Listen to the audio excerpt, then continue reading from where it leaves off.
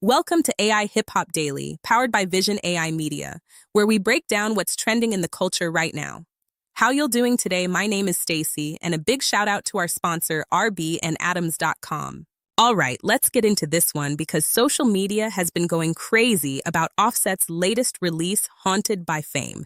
Two major hip-hop blogs, Hot New Hip Hop and Media Takeout, both reported that the project failed to crack the Billboard 200, and that headline alone had the whole internet arguing. According to Hot New Hip Hop, the project reportedly sold under 8,000 units in its first week, which surprised a lot of fans. And then Media Takeout doubled down on the story with their own piece saying the album flopped and didn't make the chart at all. But here's where things get interesting, because Offset himself jumped online and basically flipped the whole conversation. Offset went straight to Instagram and said the project was never meant to be a big commercial rollout. He called it a mixtape to get out my deal, laughing at the fact that people were calling it a flop. And once he said that, the whole narrative switched up. Fans started debating whether this was a strategic move, a label exit play, or just Offset being unbothered by the numbers. On Threads, on Instagram, even on Twitter, people were arguing about what success really looks like in the streaming era. Some fans said the music wasn't properly promoted, others said the timing was off, and a few pointed out that Offset might already be gearing up for a new era under a fresh deal. So he's just clearing the slate. And honestly, that's the part the culture is paying attention to. The conversation has shifted from did it flop to what does Offset do next?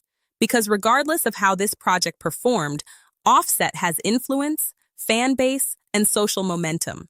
And in hip-hop, momentum can matter more than numbers. Either way, the story is trending heavy today, and the debate is far from over. I just want to say thank you for watching. If you're liking the vibe, please subscribe to the channel. Now in other news, the internet's been reacting to a story about Diddy's release date being pushed back, and several blogs are reporting different pieces of information about what allegedly happened behind the scenes. The update first caught traction after Hot New Hip Hop, People Magazine, and Urban Hollywood 411 all published reports. According to People Magazine, Diddy's projected release date was originally May 8, 2028, but it's now been moved to June 4, 2028, roughly a one-month delay.